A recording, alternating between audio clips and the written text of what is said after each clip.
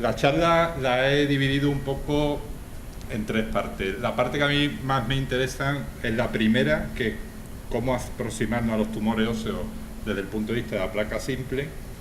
Una segunda parte en la que voy a brevemente dar unas pinceladas de otras técnicas de imagen y después el tema de la biopsia ósea, cómo hacerla, cómo abordarla, y luego ya si nos da tiempo y no estáis hartos, pues hacemos lo de los casos. Entonces, ¿cuál sería nuestro objetivo? Pues sería hacer una aproximación diagnóstica de tal forma que no nos ocurra lo que suele ocurrir con los tumores óseos. Cuando los tumores óseos malignos son muy raros, entonces lo habitual es que muchas veces lo infratratemos o no nos demos cuenta de su existencia. Y lo peor de todo, en lo que somos especialmente hábiles los radiólogos, es en sobretratar cosas que no hay que tratar, ¿no? En este caso, los tumores óseos benignos, que sí son bastante frecuentes, ¿no? Entonces, lesiones de no tocar las tenemos que tener siempre metidas en nuestra cabeza. El defecto fibroso cortical, la displasia fibrosa o fibroma no osificante, que son muy frecuentes en niños. Otra patología que nos suele dar problemas, la avulsión ósea de inserciones tendinosas, que también origina imágenes un poco peculiares, las fracturas de estrés, de insuficiencia, el tumor delmoide cortical, que es más raro, y después otro gran generador de errores es la miositis osificante. Entonces, lesiones como esta, además es muy importante saber qué es lo que son. En este caso, por mucho reconocéis una fractura de estrés, porque la importancia que tiene, y no sería la primera vez que alguien piensa que esto es un tumor, lo biopsia, y el patólogo, si no le dices lo que es, pues te dice que es un osteosarcoma. Y claro, las implicaciones que tiene diagnosticar esto como osteosarcoma, pues podéis imaginar. Otra lesión que también suele ofrecernos problemas muchas veces es la displasia fibrosa, porque la vemos como esta, grande, abigarrada. Esto es otra de las lesiones típicas de no tocar. También nos encontramos con los fibromas no osificantes, llamémoslo osificados, como es este caso, que también muchas veces nos lleva a preguntar a todo el mundo qué es lo que es esto. Esto no es más que un fibroma no osificante que está en fase de osificación y probablemente si hiciéramos esta radiografía dentro de 3 o 4 años ya no veríamos nada. Y ya que hemos mencionado el fibroma no osificante, pues lesiones como esta, pues evidentemente pueden asustarnos, pero no hay que tocarlas y sobre todo hay que tranquilizar a los padres. ¿Qué es lo siguiente que tenga que hacer el radiólogo? Pues confirmar el diagnóstico y hacer la clasificación, si procede por el tipo de tumor, planificar la biopsia y una vez que el paciente ha sido tratado, monitorizar el tratamiento. Dentro de la placa simple, lo primero que tenemos que reconocer, lo que yo he llamado 10 mandamientos. Realmente son 9, pero si no, no me cuadraba para poner la foto de Moisés, ¿no? Y son los que veis aquí.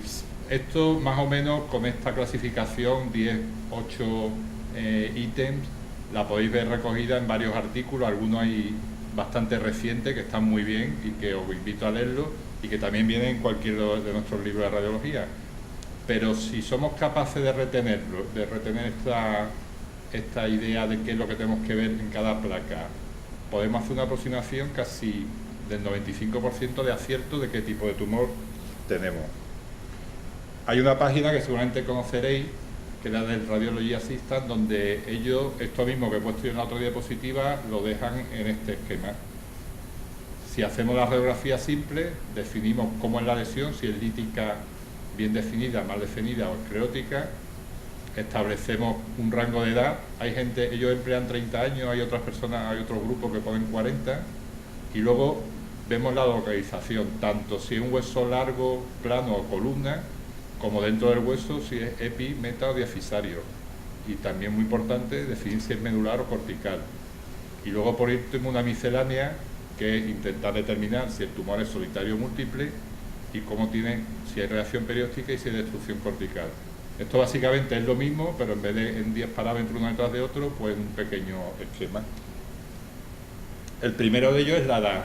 Ya sabiendo la edad del paciente, yo muchas veces me envían casos y me dicen, ¿qué te parece esto? Y yo lo primero que les pregunto es qué edad tiene, ¿no?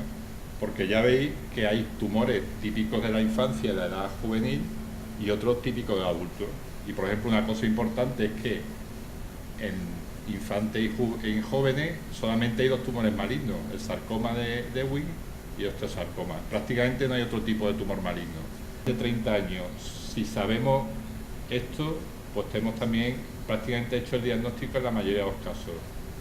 En una persona joven, bueno, esto es un quiste osorhimático, en una persona joven los tumores más frecuentes son estos 7: el quiste simple, el quiste osorhimático, el fibroma nosificante, la displasia fibrosa, condroblastoma, osteoblastoma o osteoma osteoide y el granuloma osidófilo. Y como ya he dicho, como tumores malignos, el sarcoma de Ewing, el osteosarcoma y el neuroblastoma. O sea, una lista bastante cortita y que nos puede ayudar muchísimo a la hora de, cuando veamos una radiografía con un tumor, por la edad del paciente, definir qué es lo que es. También sacado de Radiology Assistant esta, que todavía es más fácil de comprender. Y vemos cómo en personas menores de 30 años, la mayoría de los tumores son los que hemos dicho. Aquí además viene la distribución dentro del hueso. Por ejemplo, vemos el quiste osorhimático, el quiste solitario, el fibroma nosificante, la displasia fibrosa, el granuloma osidófilo, donde los podemos encontrar. Y una cosa importante, cuando veamos una lesión en la epífisis, prácticamente solo hay 2 causas en una persona joven que la provocan: el condroblastoma y la infección. Esta localización comparte con la edad adulta. La infección también la podemos ver en la epífisis de los mayores. Y en los mayores vamos a ver tumores malignos en la diáfisis de los huesos, el condroma y el condrosarcoma, que también suele ser bastante típico, un tumor muy frecuente que es el tumor de células gigantes. Y una cosa que me alegra que ellos lo hayan puesto, porque muchas veces en los libros de tumores óseos no viene el diagnóstico diferencial y hay veces que vemos geodas de gran tamaño que nos llevan a preocuparnos sobre qué tipo de lesión podría ser esta que estamos viendo en una persona de 50 o 60 años y no es otra que una geoda. Ellos también tienen esto, que yo la verdad que os aconsejo que lo tengáis a mano, porque con esta pequeña tabla, viendo por un lado la edad del paciente, cómo en la lesión, bien definida o mal definida, y si es esclerótica o no, hacen estos diagnósticos diferenciales. Y esto a lo mejor, pues simplemente tenerlo en un sitio a mano cuando estemos informando no nos viene mal. Y lo que es importante de esta tabla ahora de retener es que en cualquier edad, cualquier lesión puede dar, la infección puede dar cualquier tipo de afectación, bien definida, mal definida, lítica o esclerótica, y en cualquier edad. Yo creo que es un dato muy importante. El segundo parámetro que vamos a ver, la afectación de partes blandas. Obviamente, la rotura de la cortical y la aparición de masa de partes blandas indican, ojo, agresividad, que cuando estamos hablando de hueso es importante diferenciar agresividad de malignidad. Casi seguro que una lesión agresiva es maligna, pero no siempre. Y dentro del tema de la afectación de partes blandas hay una primera radiografía que os voy a poner, que es esta. Y es que este tumor es, digamos, el gran cabrón, hablando en plata, de los tumores óseos, porque esta placa se pasa desapercibida. Vamos, si hay alguien que ve la lesión y tiene narices, que levante la mano. Elena no tiene narices. Bueno, pues este tumor es lo que nosotros siempre decimos el lobo disfrazado de cordero. En la placa simple la verdad es que ni sabiéndolo se ve, ¿eh?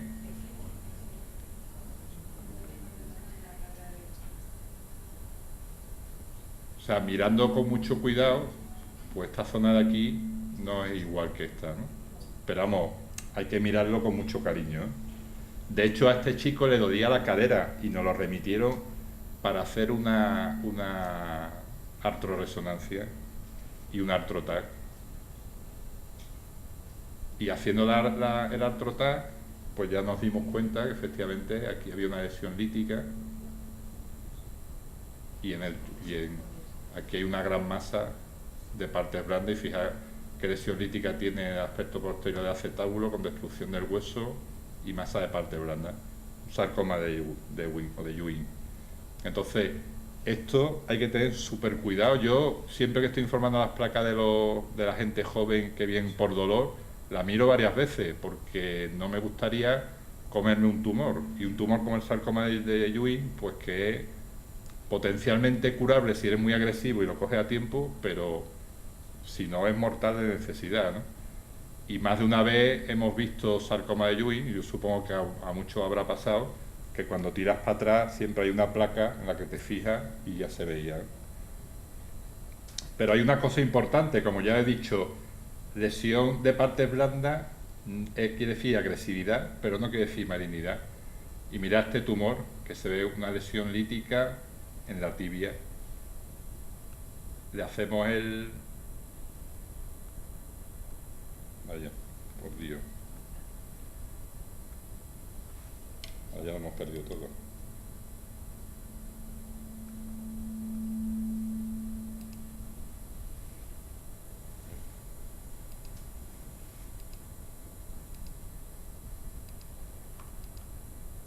Bueno, pues no sé qué pasa, que no...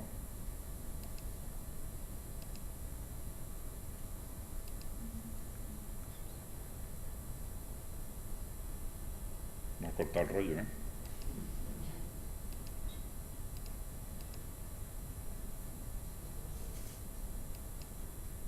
No, es que aquí, antes de que aparezca lo que es, que ya me lo ha jodido, tenía que aparecer... Espérate.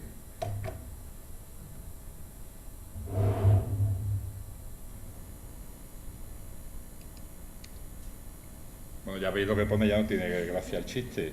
El tema es que cuando vemos esta lesión, cuando le hacemos el TAC y vemos esto, vemos una lesión lítica que está aparentemente destruyendo la cortical. Si nos fijamos bien, realmente la cortical no está destruida, sino está expandida. Pero como también le piden la resonancia, pues se ve masa de partes blandas.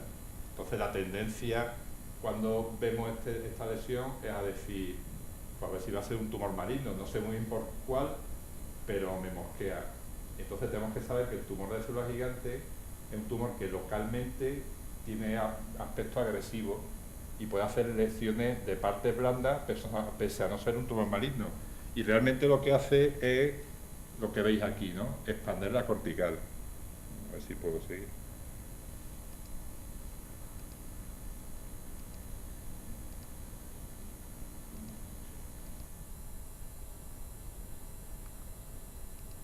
Esto ya hemos visto, se lo salta. Después, otra cosa que ocurre cuando hablamos de lesiones de parte blanda de un tumor es que hay veces que no sabemos decir si la lesión es un tumor de parte blanda que está infiltrando el hueso o si una lesión del hueso que ha crecido hacia parte blanda. Entonces hay este palabro que es la saucerización, que es la que nos ayuda a definir, por ejemplo, esta lesión como una lesión de origen óseo, que está creciendo, ha excavado el hueso y lo ha abierto, ¿no? Y lo de saucerización, yo dibujo esto porque lo llamarán así, y no tiene otra explicación que el platillo de la taza de café o de té, en este caso, porque son anglosajones, que en inglés se dice saucer, y que tiene esta hendidura aquí en medio para poner la taza, ¿no? Entonces a alguien se le ocurrió lo de saucerización, la verdad es que hay que tener imaginación, ¿no? Pero bueno. Y esto era un fibrosarcoma de bajo grado, un tumor maligno, era una persona joven, pero claro, ya entramos en el capítulo de que hay lesiones raras que no están dentro de los dos más frecuentes por edad, pero que también no lo podemos encontrar.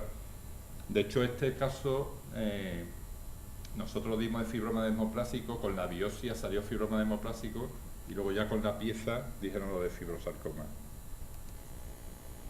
Bueno, los famosos patrones de destrucción que todo el mundo conoce, geográfico, apolillado, permeativo, que también nos van a orientar hacia el tipo de lesión. El tipo 1A, el más amable, digamos, es una lesión lítica, bien definida y de borde escleroso, como el fibroma típico de fibroma no osificante, lesión de no tocar. El tipo de 1B es muy característico del tumor de células gigantes, y aquí veis una lesión lítica pero que está bien definida. La tenemos que diferenciar del 1C, que es esta otra de aquí, donde veis que la lesión es lítica, pero ya hay algunas zonas que no podemos dibujar a lápiz. Y esto no os voy a decir qué es, porque lo vamos a ver luego. El famoso patrón apolillado, también muy característico del mieloma. Y luego el patrón permeativo, pues típico de las metástasis y en general de los tumores de células redondas, linfomas y sarcomas de cualquier tipo pueden originar esta imagen. Y nuevamente, pues yo esto también yo como soy un poco maniático con el tema de la lengua, cuando me puse a escribir lo de permeativo, me salía subrayar rojo de que era una palabra que no reconocía el diccionario. Digo, coño, qué raro, después de tantos años hablando de permeativo, y fui al diccionario de la RAE y permeativo no existe. Entonces les escribí, la RAE tiene un sitio donde puede escribirle y yo le conté quién era, lo que estaba haciendo y me dijeron que la traducción correcta era infiltrativo, pero por es de permeative en inglés quiere decir infiltrar. Entonces, pues yo ahora no lo voy a cambiar, pero que sepáis que permeativo, además si pensáis cuando en vuestra vida utilizáis la palabra permeativo, es nunca, nada más que para definir el tipo este de lesión. Así que nada, buscándolo en la RAE, ya os digo. Y a los que no les interesan esta chorrada, pues si metes RAE en Google, pues te sale esta señorita, que es otra opción más agradable, en vez de hacerse tantas pajas mentales, ¿eh? Después el tamaño de la lesión. Pues el tamaño de la lesión, pues sí que importa, ¿no? Entonces, por lo general, el tamaño sí importa. Y, por ejemplo, un criterio diagnóstico para diferenciar el encondroma del condrosarcoma. Normalmente, cuando vemos una lesión de este tipo en el hueso con una clara matriz condroide, lo primero que hay que hacer es medir el tamaño, la longitud de la lesión. Si mide más de 5 centímetros, casi por definición decimos que es un condrosarcoma. Y luego, también nos va a permitir, por definición, de hacer el diagnóstico diferencial en ocasiones entre osteomastoide y osteoblastoma. Si mide más de 15 milímetros, se dice que es osteoblastoma. Después la localización. Este esquema ya es parecido al que os he enseñado antes, un poco más complicado. Este está sacado del Greenspan y evidentemente tampoco un esquema que haya que saberse de memoria, porque aquí hay muchos tumores que son realmente raros, ¿no? Fibroma condromisoide, el osteosarcoma perióstico, pero bueno, nos hace una idea de, sabiendo la localización, qué tipo de tumor es. Y este esquemita está sacado de un libro que ya por fin parece que se ha hecho realidad, que es el libro que hemos hecho durante este año de TAC y que yo creo que me habían dicho que ya teníais hoy ya algunos en vuestras manos y en el que ha participado, pues bueno, un grupo de amigos, entre ellos algunos que estamos aquí, ¿no? Por la localización, pues podemos saber, hay muchas tablas aparte de esta que os he puesto, de cuál es el sitio donde estamos hablando, de qué tumor estamos hablando. Y todos sabéis, yo nunca he visto ninguno, pero que el adamantinoma, vamos, ninguno en la realidad. Anterior a la corte de la tibia, la displasia fibrosa también, los quistes en las falanges, de inclusión en las falanges terminales, tumor glómico y tal.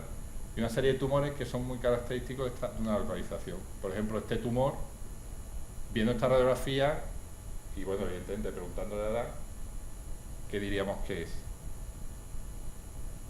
Había algunos residentes de allí, que si le pregunto a los mayores, luego no me hablan. Venga, voy a empezar por ti. Como va a haber casos para todos, voy a empezar por ti. ¿Tú qué dirías que es esto? ¿Dónde está localizado? Si tú. ¿Qué edad tiene? Este tiene 25 años. ¿Dónde está localizado este tumor? El trocánter mayor. Y dentro de lo que es localización de un hueso, ya epífisis, ¿no? Y siendo epífisis,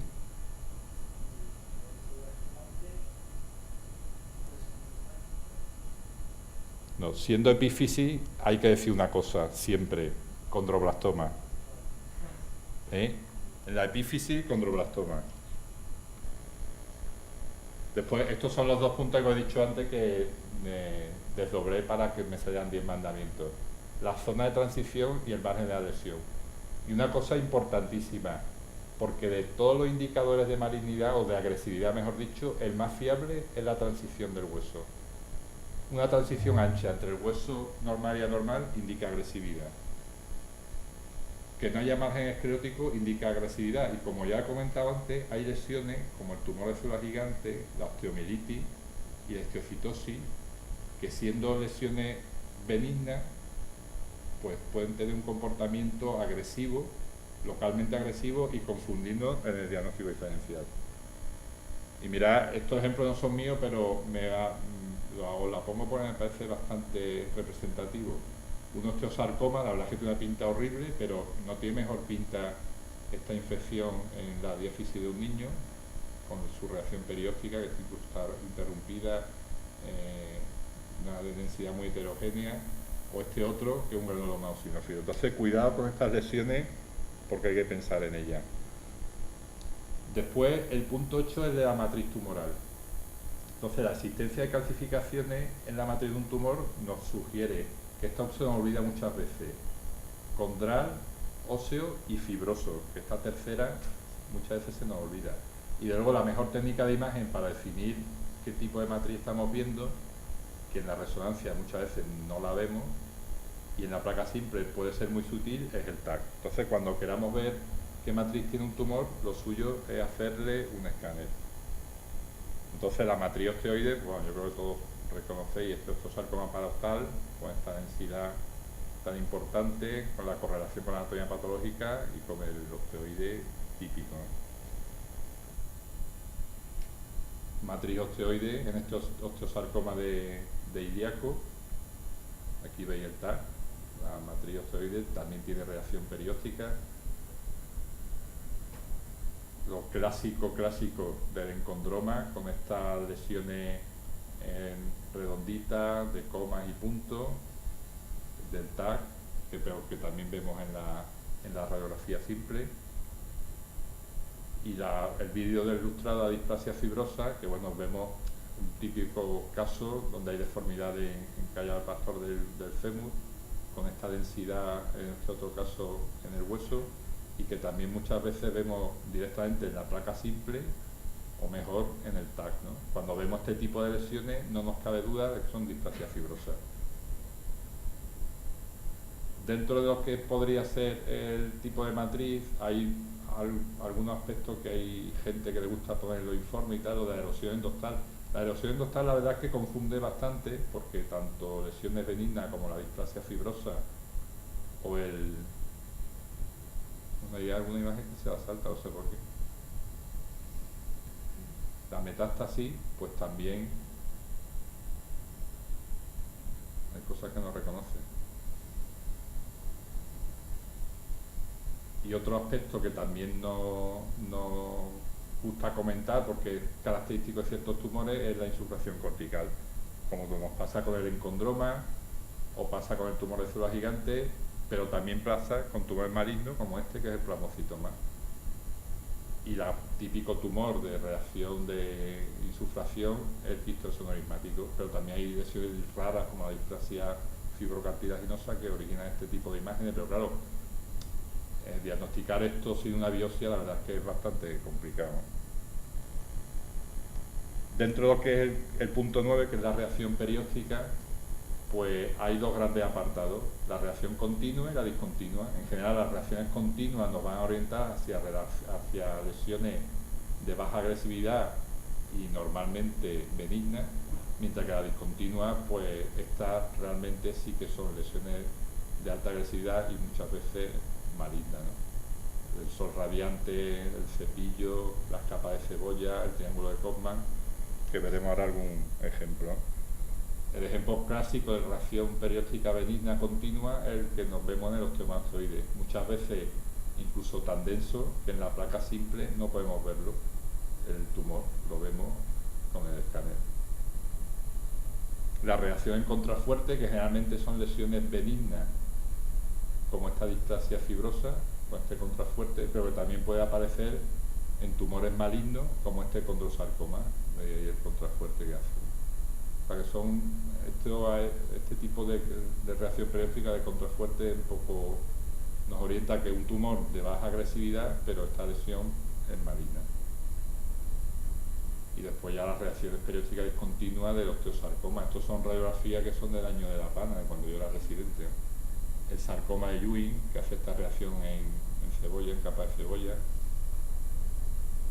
O como ya he puesto antes, el ejemplo este del osteosarcoma. Que voy aquí los cortes de tal. Y el famoso triángulo de Kaufman del osteosarcoma.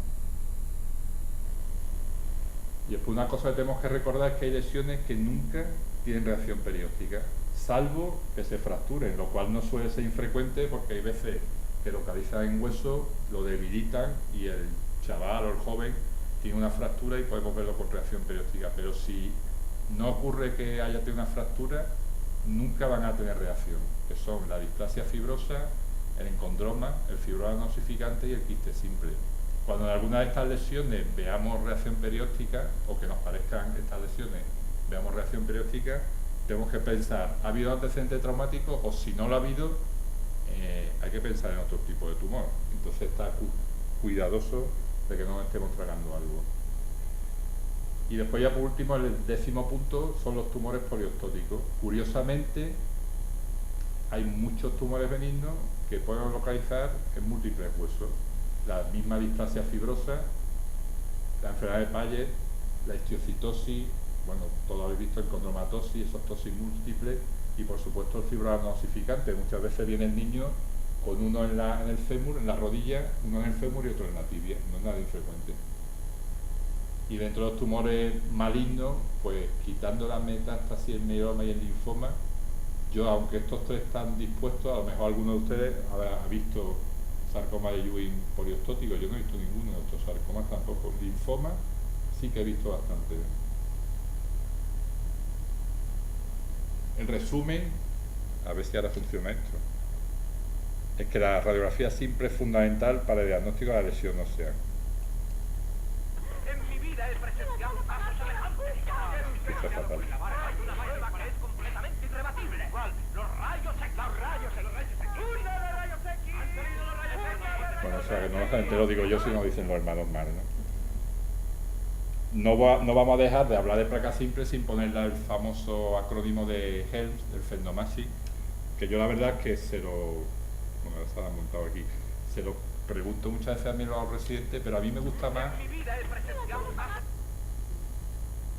A mí me gusta más hacer el diagnóstico diferencial por origen histológico. Y cuando nos sentamos, yo muchas veces al final de la mañana, cuando estamos ya, hemos acabado de informar, cojo algún caso y digo, venga, vamos a ver qué puede ser esto. Si somos capaces de retener un poco los tipos de tumores y nos sentamos a mirar si es un tumor óseo, porque tenga matriz ósea, si tiene matriz cartilaginosa, si es un tumor que se ha originado en la médula ósea, que son los más peligrosos, el sarcoma de Ewing, el linfoma, el mieloma, todo esto por supuesto relacionado aparte con la edad y tal, ¿no? Un tipo de tumor que se nos olvida muchas veces cuando hacemos el diagnóstico diferencial, pero sobre todo cuando nos ponen casos, nos envían casos de fuera, tumores vasculares, la angiomatosis quística, que alguna vez hemos visto casos, el tumor de células gigantes, que hay que tener muy claro dónde localiza, edades y demás, otros tumores del tejido conectivo, que también se nos olvidan, fibroma hemoplásico, dermoide.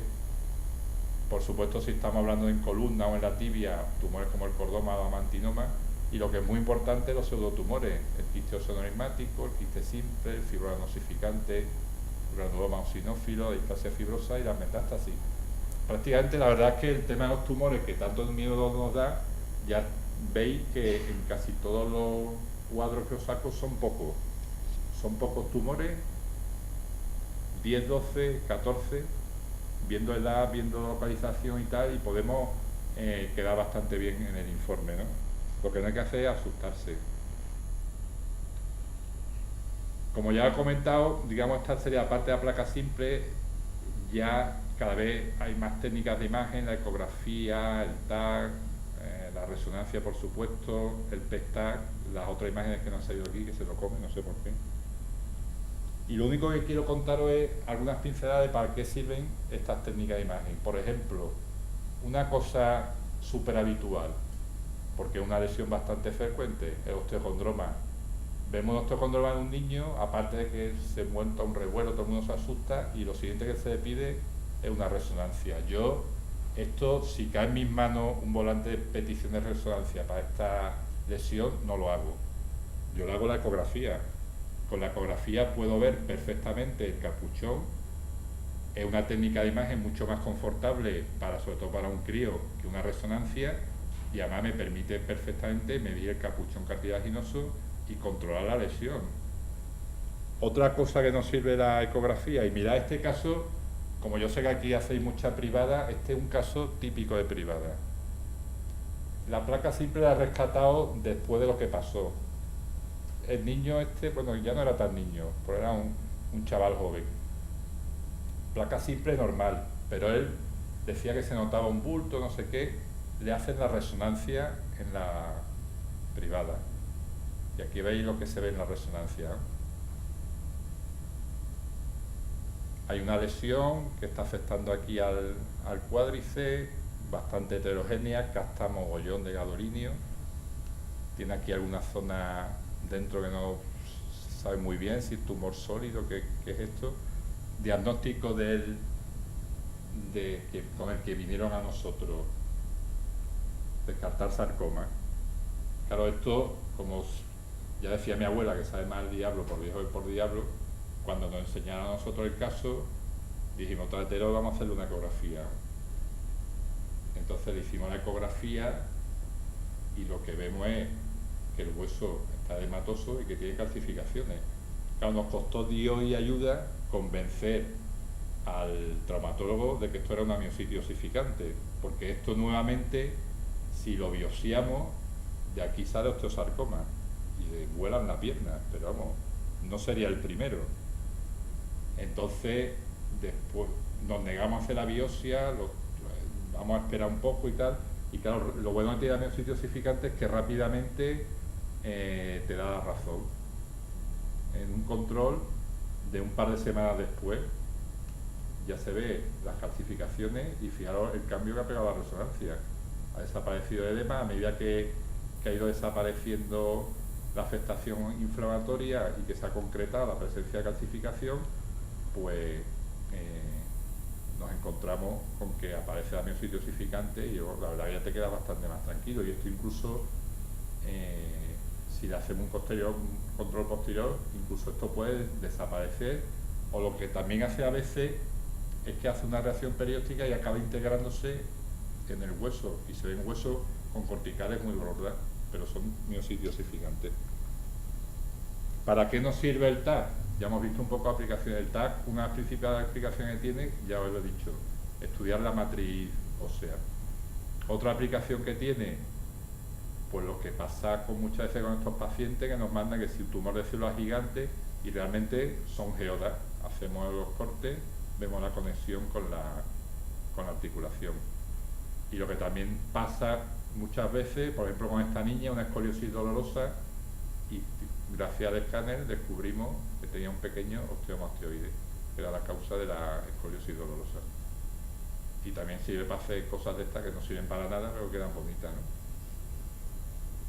¿Para qué nos sirve la resonancia? Pues sobre todo para ver qué tipo de tejido podemos encontrar dentro del tumor.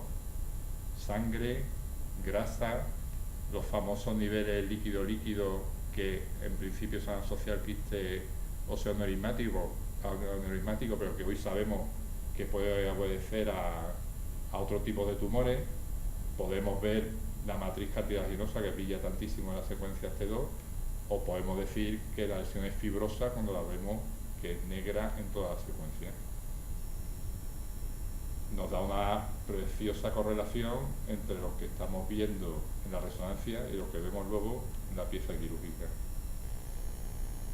Y una cosa importantísima de la resonancia es describir los compartimentos anatómicos. No me voy a entretener en esto, pero esto es fundamental a la hora de hacer un informe. Tenemos que decir dónde está el tumor y si está afectando a parte blanda, cosa que suele ocurrir con los tumores malignos o con muchos de ellos, es describirle al cirujano qué estructuras están afectadas, que es fundamental para el tipo de planificar la cirugía. Nuevas técnicas de imágenes, pues bueno, los estudios dinámicos que se hacen con la resonancia, los estudios de fase, fuera de fase, difusión, para ver si una lesión es metastásica o no en la columna, diferenciarla de la fractura osteoporótica, y el PET-TAC, que en mi experiencia más de una vez lo que lleva es errores.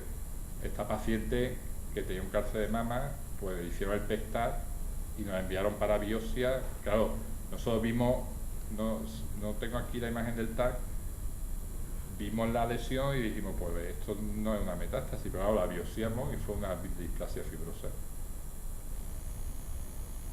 Y claro, después de todo esto que yo os digo, pues pasa como en la viñeta esta de Asterix, ¿no? O sea, que se pregunta, que no sabe cómo puede leer una cosa que no sabe lo que es. Si estamos ante algo, a pesar de todo lo que os he dicho, y no sabemos que existe, pues no lo podemos diagnosticar. Y este es el caso que os he dejado antes a media. Son dos pacientes distintos, los dos tienen lesiones tipo 1C. Son lesiones en las que estamos viendo la lesión lítica bien definida y por aquí hay una zona que no podemos definir. Y aquí pasa algo parecido. Dos pacientes exactamente con la misma edad. A ver, te toca a ti ahora. ¿Qué crees que puede ser esto? Son dos pacientes distintos, dos tumores distintos. No va día. Silvia.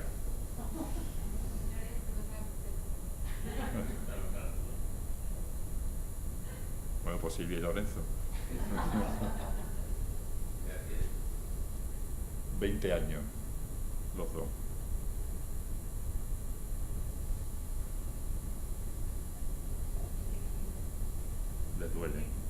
Les duele. No divaguéis, porque cualquier cosa que pregunte te voy a contestar lo que se me ocurra.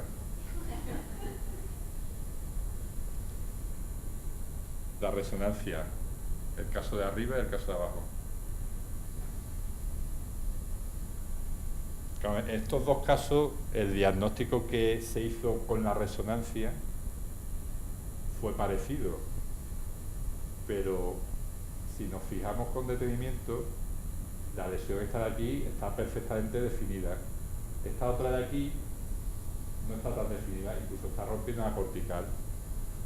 Entonces hemos dicho antes, lesiones ya personas 20, 25 años, la epífisis, la metáfisis cerrada, tumor de célula gigante. Y dices tú, bueno, por tumor de célula gigante he dicho antes que puede ser un poco agresivo, pues esto otro tumor de célula gigante. ¿Cómo? A ver si no me salta ahora la... Y ahora mirad el TAS de arriba y el TAS de abajo.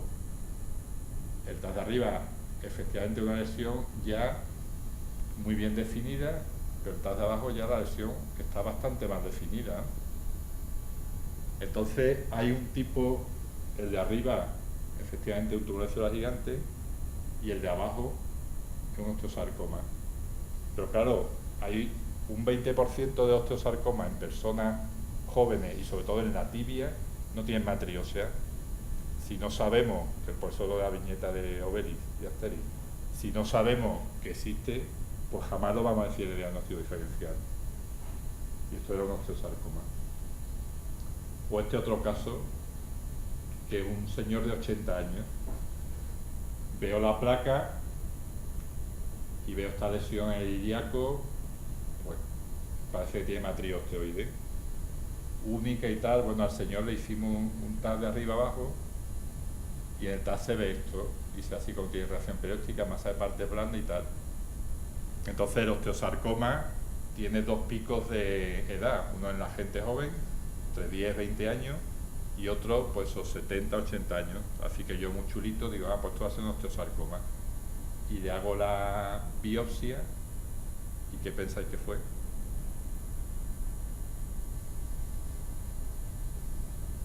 Lorenzo. Que sí, es como el programa ese que había cesta y punta. Pues esto fue otra cosa que yo antes no sabía que existía, y es que fue una metástasis de un carcinoma de próstata. En la carcinoma de próstata hay veces, y además cuando luego te vas a buscarlo todo está descrito, que da una única metástasis que afecta a un solo hueso plano, esternón o ilíaco, y que tiene este aspecto y parece un osteosarcoma. Entonces, claro, yo me puse a decir, joder, por fin veo un osteosarcoma en un tío de 80 años. Pues nada, una metástasis en carcinoma de próstata. Bueno, vamos a pasar ya al tema de la biopsia.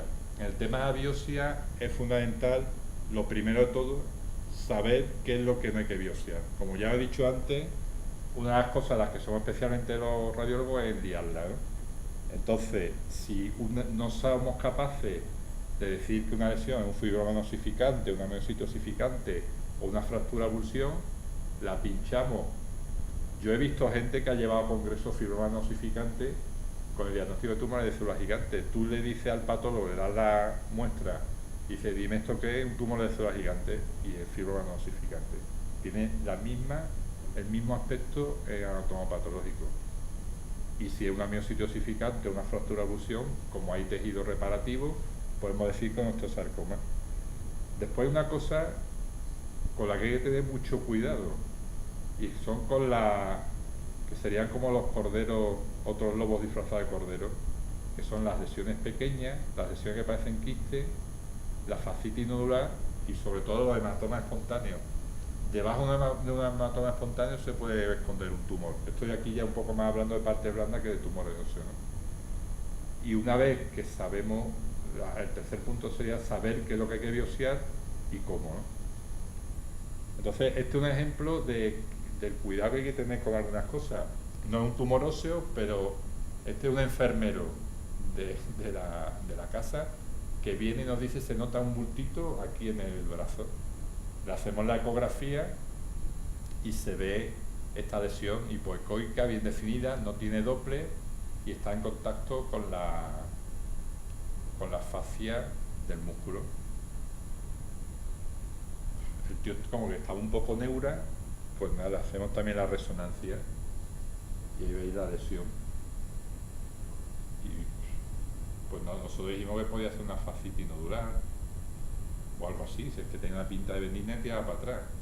Pues el tío se lo dijo, no, yo esto me lo quiero quitar, un fibrosarcoma de 10 milímetros, ¿eh? Claro, yo no sé, porque yo luego he ido a decir a los patólogos, joder, ¿estáis seguros que esto es un fibrosarcoma? Ahora, el pobre lleva cada 3 meses con un tacto lacodomidopérico completo para buscar metástasis, veis lo sabéis, ¿no? Pero diagnóstico revisado y decir fibrosarcoma. Cuidado con las lesiones pequeñas.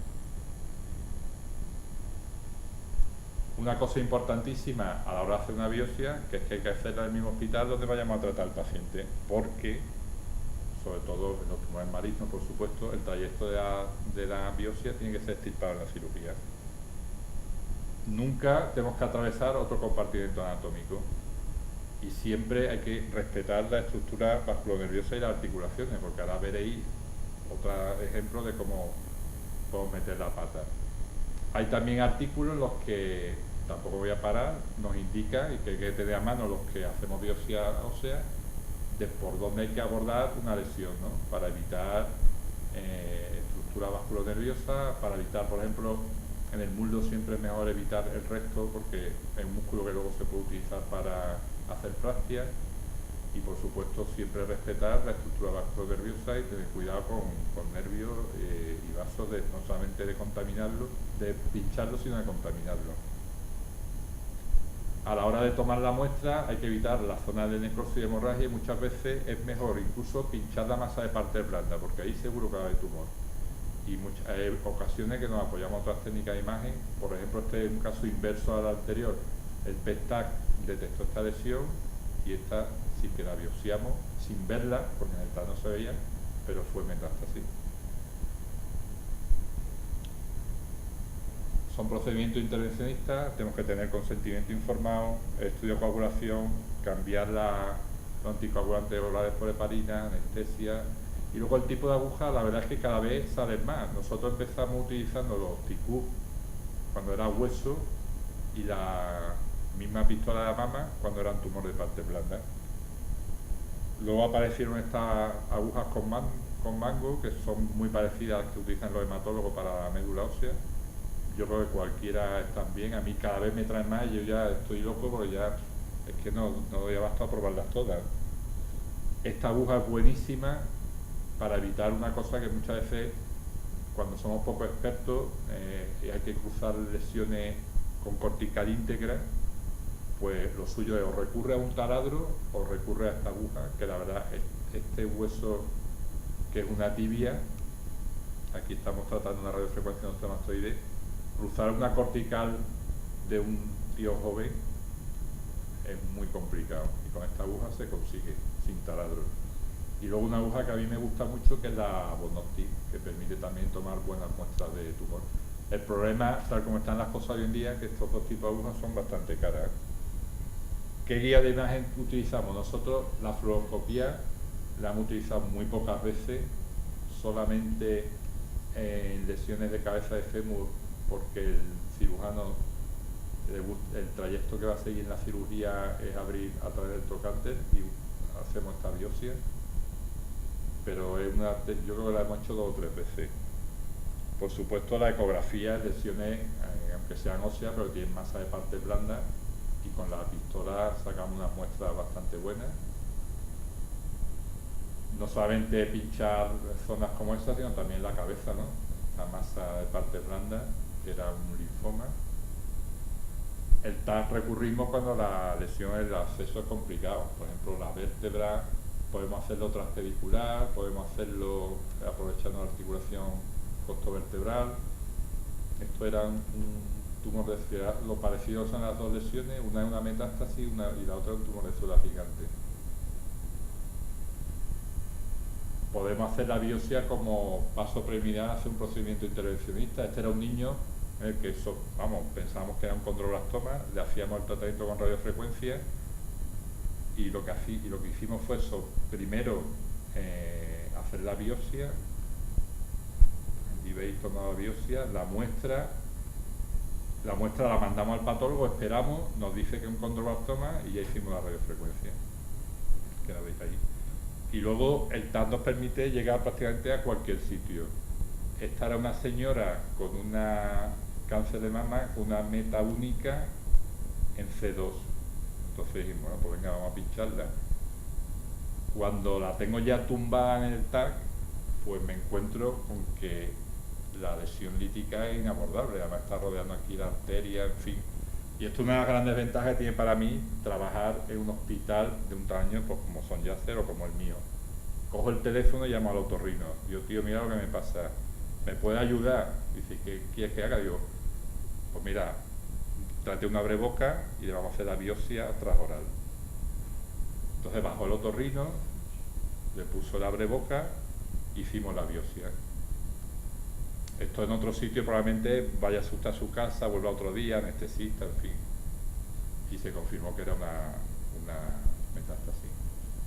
Luego hay un truco que a nosotros nos gusta, que también, bueno, esto lo cuento, lo mismo también lo hacéis ustedes, que es para no andar hurgando, por ejemplo, un paciente como este, que quiero pinchar esta lesión y tengo aquí un conducto espermático a la arteria vena femoral y tal.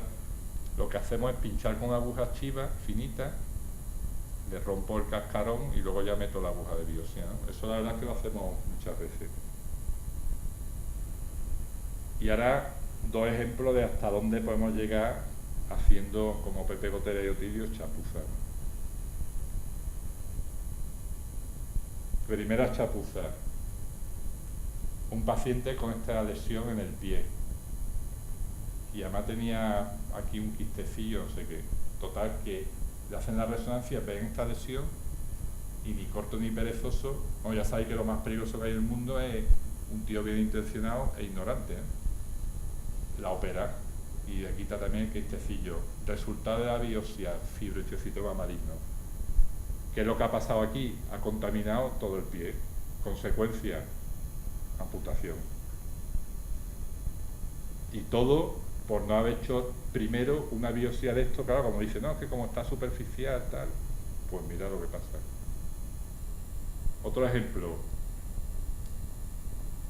Esta es una chica de la casa, llega con esta fractura patológica, claro, como es joven y tal, un quiste en un tumor de célula gigante.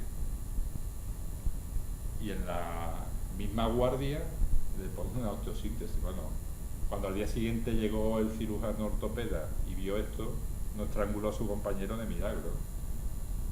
Nos lo mandó, le hicimos una biopsia, ahí la veis. Resultado, bueno, aunque no entendáis nada de anatomía patológica, nada más que viendo esto ya te da miedo, ¿no? Fibrostecito marino.